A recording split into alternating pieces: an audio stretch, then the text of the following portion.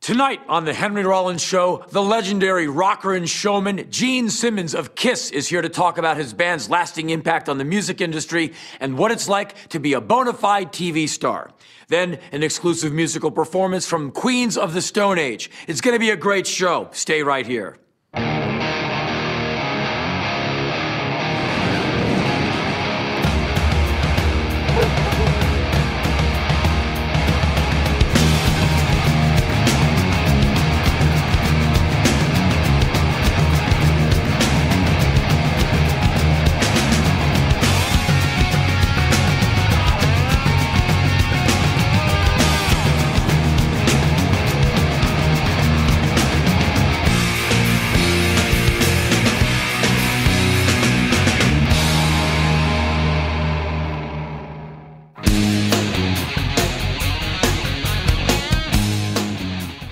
I'm sure you've had the experience of watching television and snapping to attention when you hear a familiar song by one of your favorite Small of Fame bands as the backdrop for an automobile commercial. Perhaps you've thought to yourself, that is so fucking weak. What a bunch of sellouts. I hate their guts! I get letters from people expressing their outrage that they heard the music of the Stooges, the Ramones, the Buzzcocks, or the Fall in an ad, and I understand their anger and sense of loss as they figure yet another one of their well-kept secrets has just become part of the corporate structure, and the band is nothing more than the lapdogs of the man, the very man they were supposed to be sticking it to in every waking moment. These bands are not being co-opted or selling out at all. Selling out is when you make the record you're told to make instead of the one you want to make.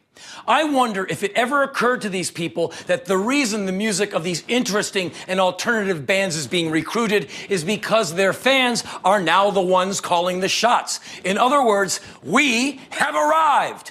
Of course the ad is trying to sell you something, and by using a band you like, attempting to gain your confidence by exploiting the band's integrity for a commercial end. So what? You're not a fucking moron, are you? You see through that, don't you? What would you rather hear? Iggy and the Teddy Bears doing I'm a punk rocker in a car ad, or enduring some generic background music? I thought so. Do you have any idea what some of these bands went through to make that music? The fact that there might be some money for them all these years later is great. You think that paycheck is in any way a slight to their integrity? Are you fucking kidding me? Pay them. Pay them double. Pay them now. It's about fucking time.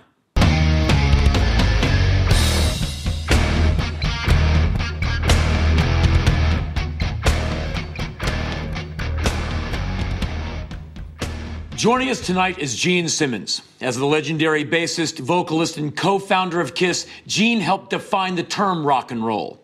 As Kiss became a worldwide phenomenon, Gene also became a respected businessman by building the Kiss brand into a multi-million-dollar juggernaut.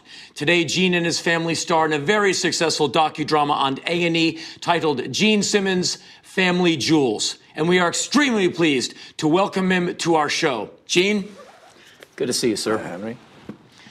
Let's talk about the last time I saw you. You did not see me, but I saw you. It was at San Bernardino, outside with thousands and thousands of people. You and Paul Stanley very generously gave me and my bandmates some fantastic tickets to see you all play. But we did run into each other at a post-party, one of these Hollywood get-togethers where everybody goes to the party so they can get their photos done. Yes. That's where I met you. A&M parking lot. Very good. In the mid-'90s after the Grammys. Right. And that's where I met you. We did some photos. Yeah. And you and I hung out for a while, and it was we very did? cool. Yeah.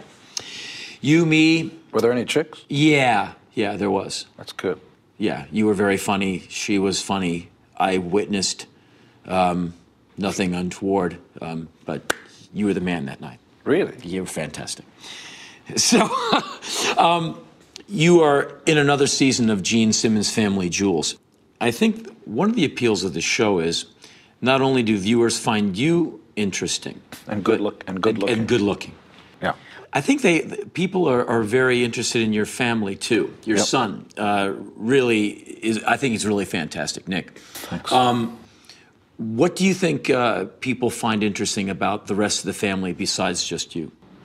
It is pathetic that this permissive society, the most powerful country in the world, has come to a point when people are shocked that young people can be polite, not curse, never get high, never get drunk. I never have.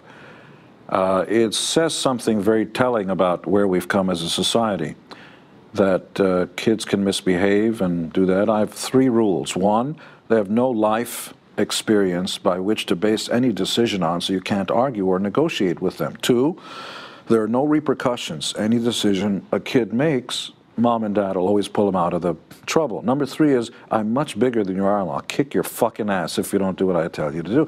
That's all there is. And you'll be shocked at how well-behaved kids can be under those premises. Don't fuck with me, and I will love you forever. I'll give my life for you, but your only job is to do well in school and be polite.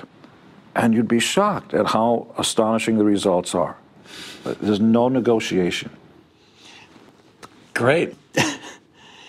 The nature of the show has cameras following you around your own house. It everywhere. Can be seen, yeah. But it seems like it could be quite intrusive.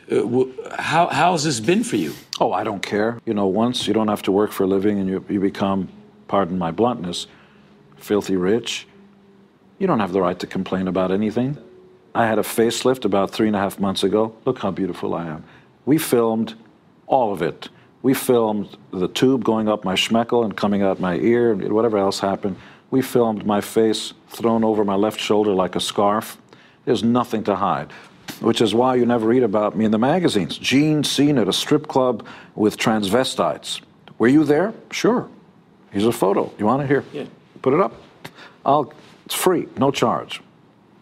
What do you know, if Shakespeare's right and the world is a stage and we're all just players, let's play. Have a good time. What's the worst thing that's going to happen? Somebody's going to read something they don't like. They don't kill you. In fact, you make more money. I love that part. Yes. Let's talk about Kiss for a moment. Okay. What do you think ultimately is the legacy of Kiss?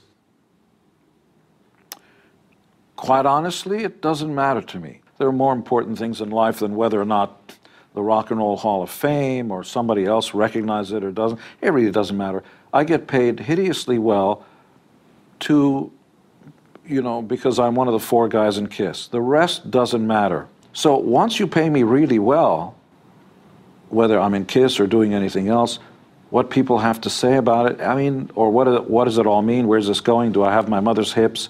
It really doesn't matter, because I know what it's going to say on my tombstone. Thank you and good night. GeneSimmons.com. You're a powerful and attractive man. I bet you knew that. Are you as proud of your business acumen as you are of your musical achievements? I have to tell you, the God's honest truth is, I don't have a fucking clue half the time what I'm doing. The one thing I do have is a very good, clear, and strong connection to my gut. My gut happens to coincide with what the masses want. I seem to know what that is a little right before they know it. I'm not years ahead, I'm not years behind. Whenever I've trusted the instincts of other people, I lose. I discovered Van Halen. I knew this was going to be the biggest band in America at the time. I don't know why I knew that. I had no qualification. I'd never discussed. It's the first band, other than the band I was in. I said, this is the band that's going to happen. I knew. I never created any cartoon shows. I knew nothing about it, but I knew that if I did a show called My Dad the Rock Star, from the point of view of a 12-year-old kid, I could sell that to Nickelodeon. It's been on 4 years in 200 countries around the world in any language you want to see. It's a big hit. I knew if our show was called Gene Simmons Family Jewels, people would watch it if I was myself, if I never hid any of it, because besides my stunning good looks, I'm fascinating. And I would be remiss in my fiduciary duty and full disclosure before the fact if I said any other thing, because humbleness would sort of dilute the truth. Right. I really am fascinating. Yeah, I'm fascinated. I'm fascinated just sitting here. Yeah. They're going, either he's, what a prick, what an asshole, or that guy's really fascinating. And either way, they're not switching the channel. That's what fascinating is. Right. I am delusionally in love with myself. I know on one hand, I'm nowhere near as good looking as I think I am, but because I'm delusional about it, I'm fearless. I can talk without hemming and hawing. I can look at you in the I can walk in. I'll walk in with Brad Pitt. I don't care who the guy is, much better looking than I am. I will fuck his girlfriend that night. It is that will, that strength that actually makes things happen. It's not whether or not you actually have the good. It starts with will. So in business, in social circles, in anything else, it's this kind of, first you need people skills, language skills, and other than that, the will of a giant. Nice. Well, let me ask you this. With all the stuff that you have going on, with the fact that you have all these businesses and that the fact that Kiss has turned into more than just a band. It always was something else. It was always, well, it's not respectable and credible, and I could never, those are ideas that losers, people with small minds and small visions have. It was always about the big picture. The reason we wore makeup and high heels and stuff like that was always about we're not just a band, there's something else going on here. We didn't know at the time, at the beginning, that it was going to start on stage and would eventually lead to this. Nice. We're partners with Visa, and I mean, why can't we be a part of every facet of your life? Notice I'm holding it here long enough for the cameras to close in on. I got because it's free, yeah. Well, that's what I ask you. Do you ever think that perhaps the Kiss Visa card, the Kiss coffin, and things like that may overshadow the music, or is the music just one component part of the Kiss overall? Who cares? Look, everybody's exactly in the same Kiss business as Kiss is in. We just do it a zillion times bigger. Everybody goes out on tour and sells T-shirts. You're in the Kiss business, baby. See, when you buy a T-shirt, you don't get music.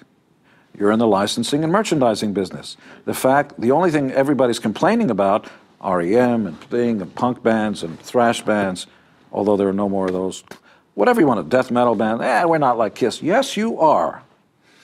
You're goddamn straight you are. Johnny Lydon, who has always been straight up about it. Yeah, I know. He's very honest. Very honest. This sucks. You better pay me money, and that's life. We're all exactly the fuck the same. And anybody that tells you that they want less money in life, be suspicious of this person. This is a liar. Everybody wants more money. I just want enough money. You're full of shit. It's never enough. You know when it's enough? When you're dead. That's when it's enough. What is your involvement in the music industry at this point? I support new bands, but there's no more record industry. I went on record initially when Kazaa and all the download sites went on. This is robbery. This will kill the music industry. You will all be sorry. The record industries are just about to roll over and die. The entire industry is in chaos because anything you give away for free will come back and fuck you up. The biggest music on earth is rap music because rockers stopped acting like rock stars.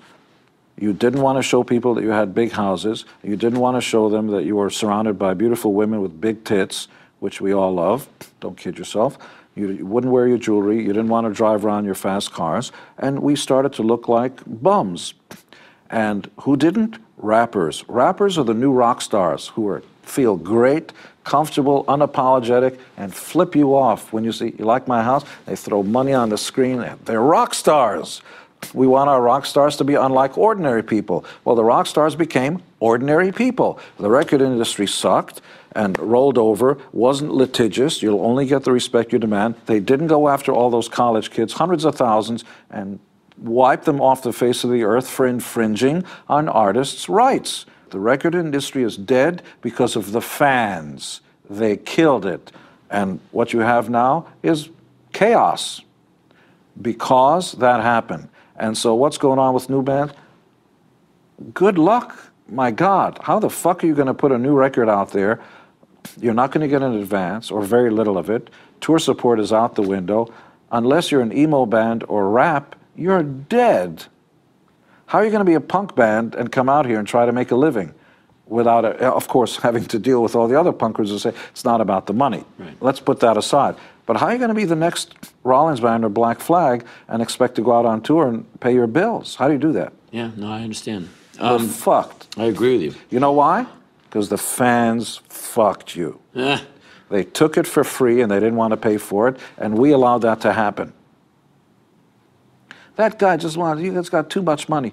No, bitch. I'll let you know when I have too much money. Until then, I want you all to pay me. You know, I want to be black and not be unapologetic and unabashful about the fact, fuck, I have money, isn't that great?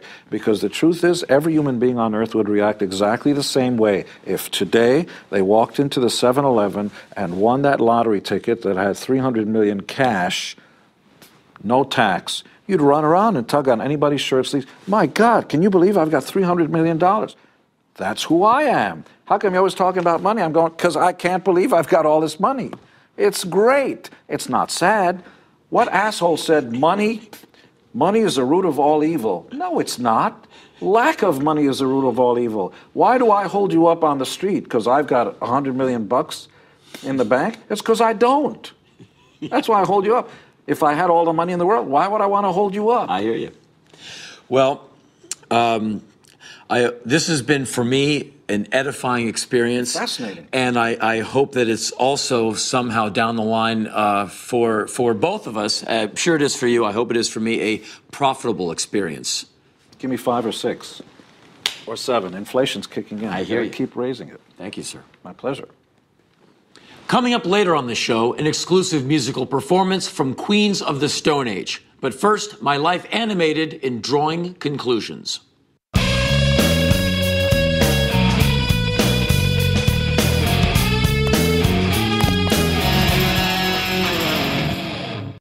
Another death, which was very depressing to me, oddly depressing to me, was Saddam Hussein. And I'm not saying, Saddam, I hardly knew ye. You owed me $20, fucker. That's not why I was angry that he was hanged. I'm against the death penalty in any form. I don't care what the person did. And thanks. It's never satisfying when someone like that dies. When they killed Ted Bundy, there's a bunch of psychos outside Stark Prison going, yay, he's dead. Were you that happy? Your wife is still gone. Your girlfriend is still dead. Your daughter was still found, her skull in some bit of the Washington State woods. And you fried this guy, burned his hair off. Do you feel better? Well, no, you don't feel any better.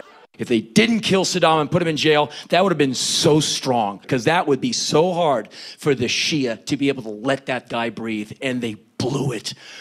The hanging was actually kind of funny. I now understand the meaning of gallows humor. I don't know how many of you morbid motherfuckers went online like I did and watched the cell phone footage of it. I watched it twice.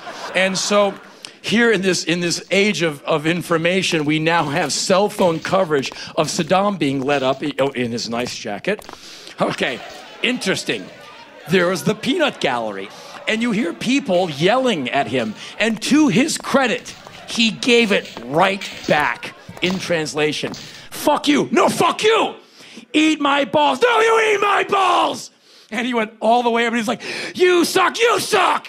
And they took him up to the top, and he's standing around like, what are you going to do? And you see everyone around with it's like Paul Wolfowitz in his ski mask. What am I doing now?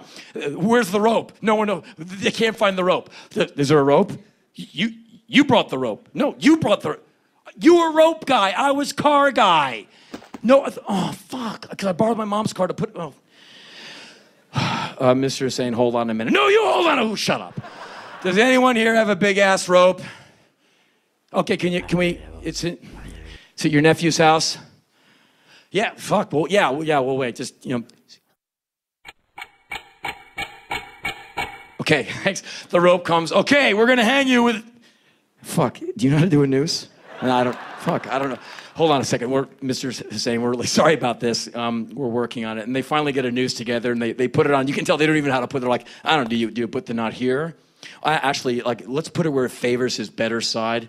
I don't know, put it like, oh yeah, it's kind of rakish if you put it on the side, kind of like a beret on the side, like, ha ha.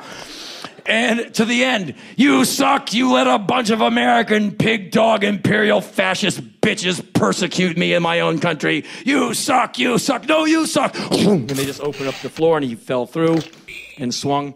And it was very anticlimactic. Another dead body. Don't we get sick of killing people? Man, I'm so sick of it. You're sick of it. We're all sick of it. And like Saddam's dead. You feel better? I don't.